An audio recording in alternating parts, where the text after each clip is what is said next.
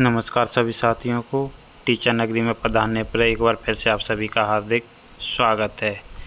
इस वीडियो के माध्यम से एचटेट 2023 ग्रेस मार्क्स के बारे में क्या अपडेट है वो आपको जानकारी दी जाएगी, क्योंकि उसके लिए आप लोग बहुत आतुर रहते हैं और आतुर रहना आपका वाजिब भी है।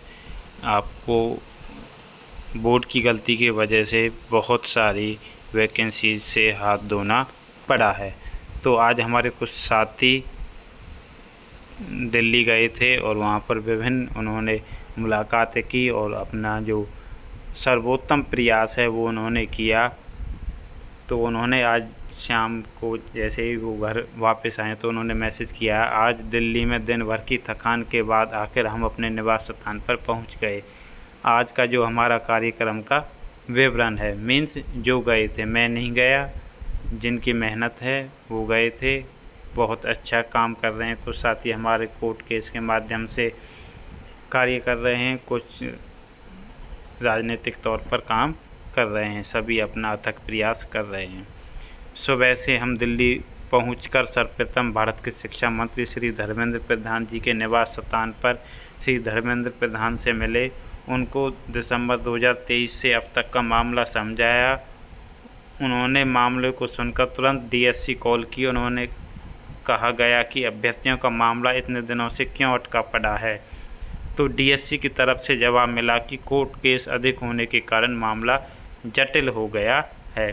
तो ये कुछ ना कुछ विभाग बहाने लगा ही देता है, क्योंकि नहीं चाहता कि ये हमारे ऊपर कोई बात आए, जबकि कोर्ट केस तब किए गए हैं जब इन्होंने मामले को लटकाया, इन्होंने सुनवाई नहीं की, तब कोर्ट केस किए गए हैं।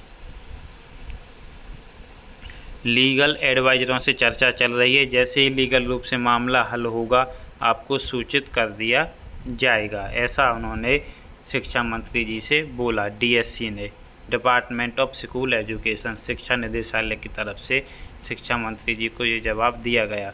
धर्मेंद्र प्रधान जी ने डीएससी को 7 दिन का समय दिया है इस मामले को हल करने को और अपने सेक्रेटरी से मामले पर नज़र बनाए रखने को कहा।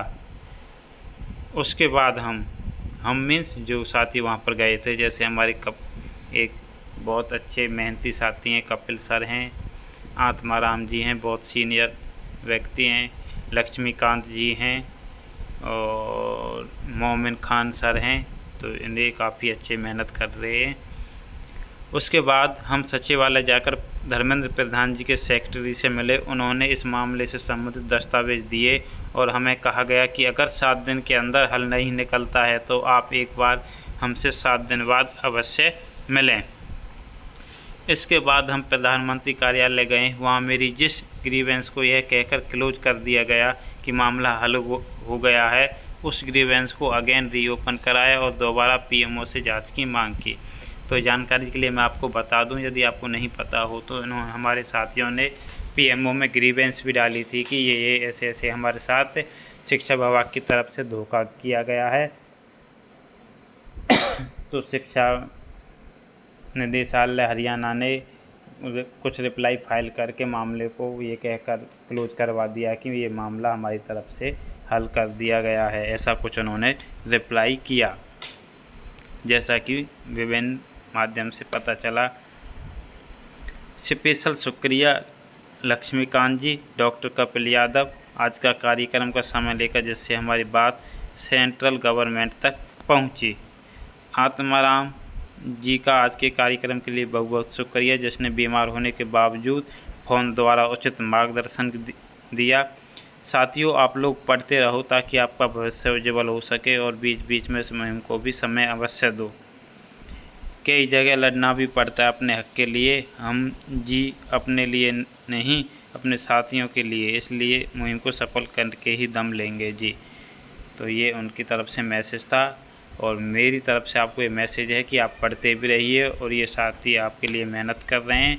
इन साथियों को जिस भी तरीके से जहाँ भी आपकी ज़रूरत पड़े तो आप इनका साथ दीजिए, चाहे वो फाइनेंशियल सपोर्ट हो, क्योंकि एक बेरोज़गार व्यक्ति कब तक अपने घर से पैसा लगाएगा, या फिर आपको कहीं अपना शक्ति प्रदर्शन दिखाना हो तो ज़्यादा से ज़्यादा संख्या में लोग पहुँचें।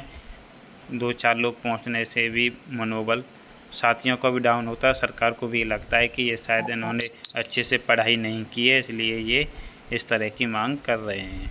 तो जैसे ही अन्य कोई जानकारी आएगी आपके साथ साझा की जाएगी। चैनल पर बने रहें, चैनल को सब्सक्राइब कर लें। जानकारी अच्छी लगी तो वीडियो को लाइक अवश्य करें। धन्यवाद।